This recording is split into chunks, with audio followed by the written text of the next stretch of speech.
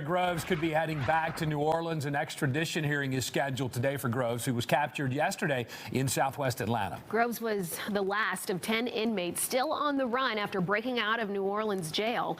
And Good Day's Mark Teichner is live at the Fulton County Jail where Groves is being held. Mark, this was a long time coming. It certainly is. Now, the question is, how long is he going to stay here in Fulton County? Because you can imagine the folks in New Orleans really want to get him back down there.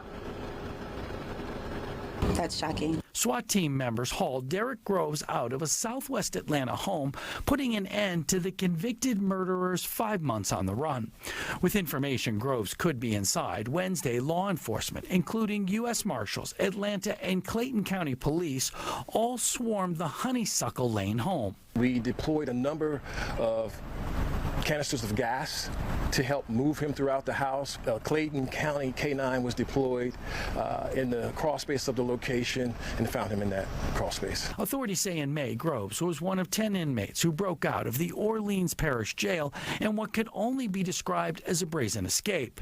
The other 9 had already been captured, leaving Groves the only one still on the lam. Quite scary. Last year, Groves was convicted of killing 2 men at a 2018 Mardi Gras party.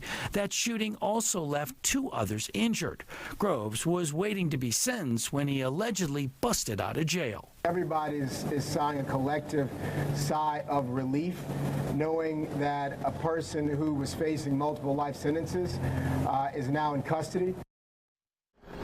Groves likely going to face a lot more charges in the future. That's because the folks in Louisiana want to charge him in connection with that escape, and he likely is also going to face some charges here in Georgia in connection with his arrest. Of course, Fox 5 will be there. We'll let you know how things play out in the courtroom, but for now, that is the latest from here at the Fulton County Jail. I'm Mark Teichner. Good day, Atlanta. It really is just a wild story, right on up to the moment that was caught on camera, him in custody. Thank you, Mark. Yeah. It's 8:04 now, and a man is arrested at a local Walmart after police say he was creeping up on women and filming their lower halves without their consent. It happened last week at the store off Lawrenceville-Swanee Road. And Good Day's Lindsay Duman is live at the Swanee Police Department this morning. Lindsay, police say these women had no idea they were being filmed, so he was stealthy about this.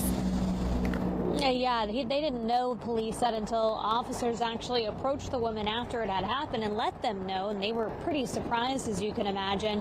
And Swanee police say that it was really thanks to efforts by those Walmart employees that put a stop to all this. There he is with his camera. On October 3rd, Swanee police got a call from the loss prevention team at the Walmart off Lawrenceville-Swanee Road.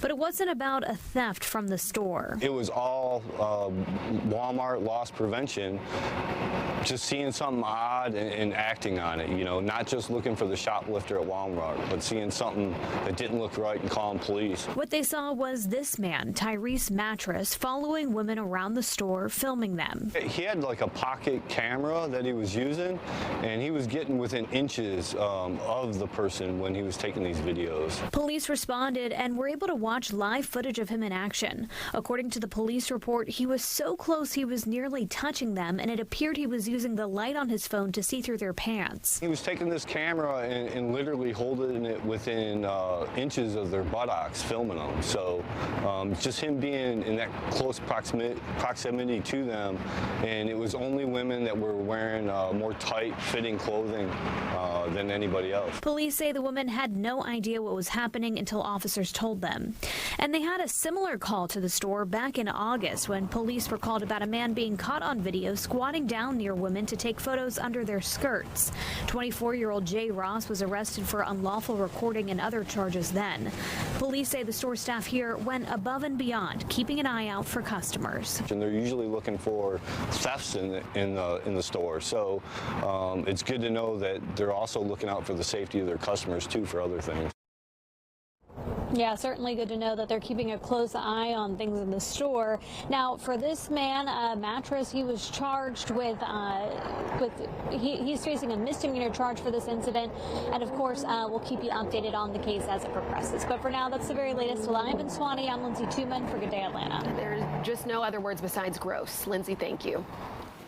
Well, Fox 5 News alert out of Northeast Atlanta. Police are trying to track down suspects accused of an armed robbery that happened on East Paces Chase earlier this month. Investigators say that on October 1st, 2 victims were robbed at gunpoint by multiple men. The suspects stole jewelry.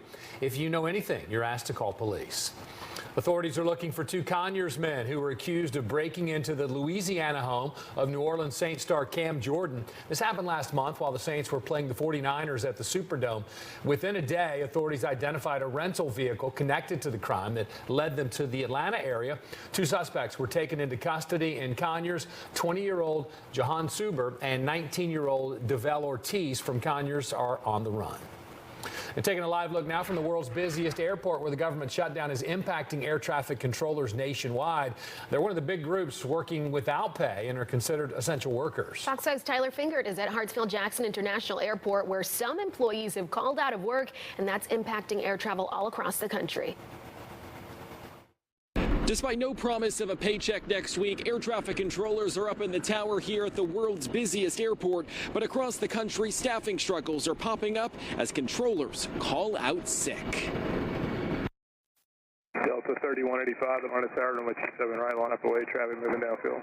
They're the eyes in the sky at airports from coast to coast. But as the shutdown showdown continues in our nation's capital, the nation's airspace is being impacted as air traffic controllers call out of work. At 4:15 local, the tower will be closed for staffing. On Monday, the tower at Hollywood Burbank Airport in California went dark for nearly 6 hours, and a different facility was forced to handle the planes. It was one of roughly 12 FAA locations impacted by staffing problems on Monday. The FAA reports Houston, Nashville, and Newark, among others, also dealt with staffing issues this week.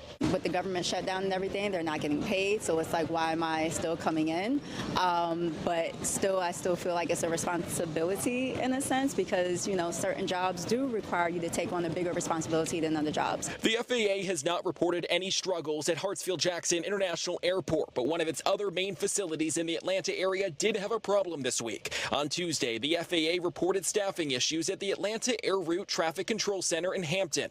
U.S. Transportation Secretary Sean Duffy says the government shutdown is impacting operations as controllers work without pay. In a job that's already stressful, this shutdown has put way more stress on our controllers. This shutdown comes at a time when there's already a shortage of air traffic controllers. Secretary Duffy says while stress is up and sick calls are on the rise, he says the nation's airspace is safe. Right, if we think there's issues in the airspace, we will shut it down. We will close it down. We will delay. So how do the staffing issues impact you? Less controllers means flights could be delayed or canceled so the people working can keep up with the load. At Hartsfield-Jackson International Airport, Tyler Fingert, Fox 5 News. That can affect more than just your vacation. It can affect your work, too. The National Air Traffic Controllers Association responded to that with a statement saying, in part, NATCA does not endorse, support, or condone any federal employees participating in or endorsing a coordinated activity that negatively affects the capacity of the national airspace system or any other activities that undermine the professional image and reputation of the people we represent. Thank you, Trump! Thank you, USA! We love you! A historic breakthrough in the Middle East. President Trump announcing a Gaza peace deal has been reached, saying the first phase includes releasing all of the hostages in Gaza. It's been a long time coming. Fox's Lucas Tomlinson has more this morning from Washington. After 2 years of war in Gaza, President Trump announcing a breakthrough, phase 1 of a peace deal between Israel and Hamas, which begins with all the hostages coming home. Cheers erupting in Tel Aviv Thursday morning. Israelis celebrating President Trump's overnight announcement and calling for the U.S. Commander-in-Chief to be awarded the Nobel Peace Prize. In Gaza, more cheers. People glued to TVs and mobile phones, hearing Israel and Hamas have signed off on the first phase of the president's peace plan, agreeing to release all the hostages held in captivity for more than 2 years. The hostages will come back. They're all coming back on Monday. Just hours earlier, President Trump learned of the historic breakthrough after he was slipped a note at the White House. Yeah, I was just given a note by the Secretary of State saying that we're very close to a deal in the Middle East.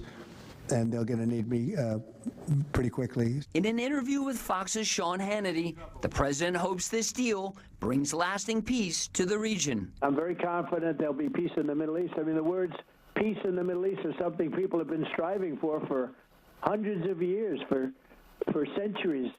President Trump says he will travel to the Middle East this weekend and will address Israel's parliament Sunday, one day before the hostages return home. In Washington, Lucas Tomlinson, Fox News.